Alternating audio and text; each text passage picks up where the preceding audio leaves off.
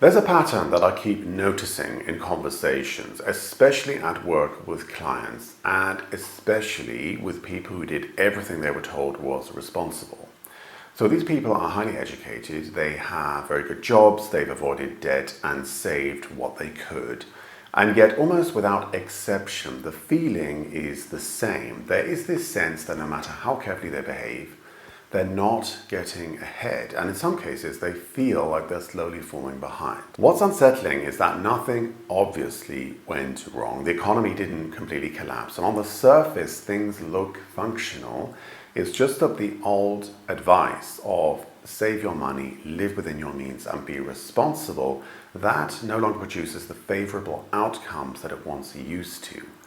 And when that happens, one of two things occur. So either people, they turn inward and they blame themselves. So they study after work, they try to get better qualified, they chase a promotion, they try to get a raise, they work longer hours in a desperate attempt to get ahead. Or they push their frustration and their confusion and their anger outward onto politics or immigration or the rich. Both of these responses are understandable. I mean, I am guilty of doing the first for a very, very long time, but they are both mistaken. So basically what has happened is that as the economy has become more and more financialized, the rules have changed, but the advice, or you could say the culture and the modern belief around what money is and how it works has not yet caught up. So what do I mean by this? Well, the biggest divide I see right now in Europe and much of the Western world is not left versus right or young versus old. It is wages versus assets. So if your life runs on a fixed income and you are saving in cash, being very careful, doing all the sensible things that you were taught to do, the system, the current system that we have works very much against you. If you own assets, even if it's just a small amount in, say, gold or stocks, or you have some kind of small business, the same economy produces completely different outcomes. So what's actually changed? Well, for most of the post-war Western Europe, the economy rewarded predictable behavior. So if you worked hard and saved and stayed out of trouble, you could afford a very secure and stable life. Maybe not a luxury, but a sense that things were adding up and you had some sort of forward momentum. That logic depended on three things quietly holding together. So wages rising roughly with productivity, housing being tied to local incomes, and money holding its value over time. All of these three things have fractured. So in countries like Germany, the Netherlands, and parts of France, housing prices didn't just rise, they detached completely from wages. So there are a few reasons for this, but mainly it's because housing became a financial infrastructure. Low interest rates made borrowing very cheap, and institutional investors entered residential markets while supply stayed tight, especially in cities, and all the while global demand was increasing. So you ended up with a situation where prices are set by capital, not by local salaries. And so if you earn a fixed income, you're chasing a moving target. If you already own property, you're lifted by this system. Now, if you add inflation into the mix, that's where this divide really gets set into stark relief. So since around 2020, 2021, Europe experienced a sharp inflation shock. Prices jumped very quickly. And even after inflation eased, these higher prices didn't reverse. They just became the new baseline. So I'm not saying that prices are still rising as fast. I'm saying they rose sharply and they stayed high. So that's really the difference that people are feeling. And yes, I know that wholesale energy prices did fall back after the crisis, but household bills didn't really return to pre-2021 levels because retail pricing and taxes and network costs, long-term contracts, they adjust far more slowly. And on top of that, wages adjusted very unevenly or often not at all. Which means that saving in cash, the very thing that we were taught was responsible, quietly lost its purchasing power. So if you left money sitting still in your account or at home, it shrank in real terms. If you moved it into a boring asset like gold, it grew in value. And this is the part that people really struggle to articulate because, as I mentioned in the beginning, the stories that we have around the economy, they never updated. It's a cultural thing, so obviously it does vary a little depending on which country you're talking about. Germany has a greater aversion to debt than some other European countries, because of the history and the actual wording of debt. But we still generally in the West attach moral meaning to savers, and we see savers as responsible people, and often we see them as morally better than people who spend all their money. People often look down their noses at Americans who are far more fast and loose with their money, living on credit. So in practice, this volatility that we are now seeing actually benefits people who hold assets far more than those who are depending on wages, so even when the overall economy feels very unstable. So that's why two people in the same city with very similar education and similar sort of effort levels, they can feel like they're living in two different economies. And when people don't have a language for that shift, they just reach for the nearest explanation, of which there are many.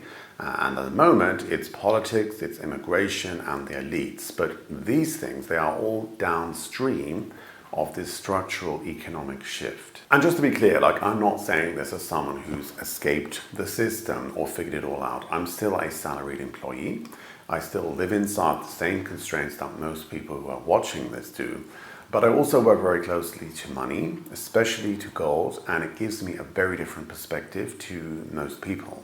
So I can see prices move before the narratives catch up, and I have a lot of conversations with people who are not actually trying to get rich. They are just simply trying to not fall behind and not sort of be left in the dust when the next crisis comes. And so what keeps coming up in these conversations again and again is fear and confusion. This is why politics, and by extension immigration or the elites, they end up absorbing the frustration and the fear and the anger. When the rules of the game change quietly, but the advice and the stories stay the same, people sometimes they experience it as a personal failure, and so that frustration has to go somewhere. You need an explanation as to why things feel so unstable and so difficult. And the problem is that most people don't feel like they can argue with inflation or asset prices or monetary policy. Those things are kind of invisible and just very opaque and distant. So the anger that is actually caused by these structural shifts in how money works, that gets translated into political blame. So immigration becomes a proxy on the political right, the elites become a proxy on the political left, and the generational gap, as in the boomers, they are increasingly becoming a proxy for the young because they are visible and nameable and emotionally legible in a way that asset inflation is not. And this is people really need to study history. This is where the idea of free will and determinism and personal agency really does get called into question, because this is a historical script.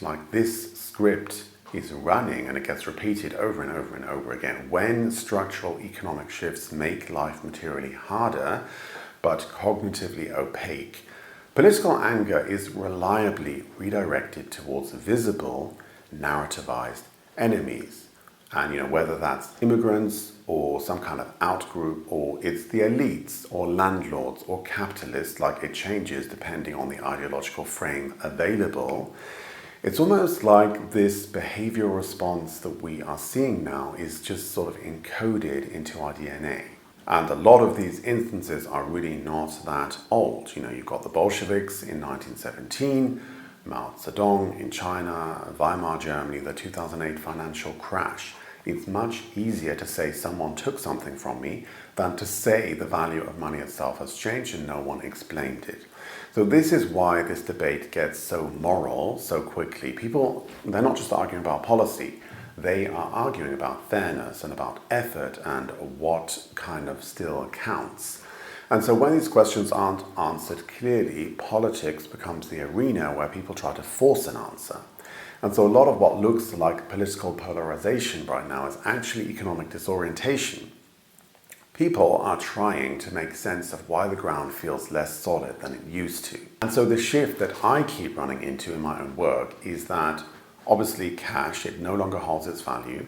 I'm talking specifically about Germany here because that's where I live, but I think it is possible to generalize and say the picture is very similar in the UK and the US and most Western countries. What makes this so destabilizing is that it clashes with a very deep moral story that most of us were taught from birth, and that is the moral story attached to saving. Saving and deferral of gratification have always been associated with success, with responsibility, with self-control, with planning for the future. If you can delay your gratification and not spend your money, then the system will reward you with stability. But that story really no longer maps onto reality because things have changed. So if you've been feeling like you're working harder, you're planning more carefully, you're doing everything you were told was sensible and still treading water, the problem really probably isn't you. It's just that the economy you're operating inside quietly changed, and stability now comes much more from position, from where you sit in relation to assets, inflation, and volatility. And so that doesn't really necessarily make the system evil, and it doesn't mean that effort is pointless, but it does mean that a lot of old advice is no longer valid, and a lot of frustration that's being channeled into politics and blame or self-doubt is actually just a response to a structural shift that most people have not seen or understood. So I would say the most important thing to understand right now isn't how hard you're working, it's what the system is actually rewarding. So if you want to secure yourself, you have to peel back from morality and stop asking about how things should be and how things ought to be, and start looking at how things actually are without any kind of moral judgment. That's when you really can start to make clear decisions and move forward. So thanks so much for watching. If you found this helpful, give the video a like, and you might want to check out this one next. Thank you. Enjoy the rest of your day. Bye.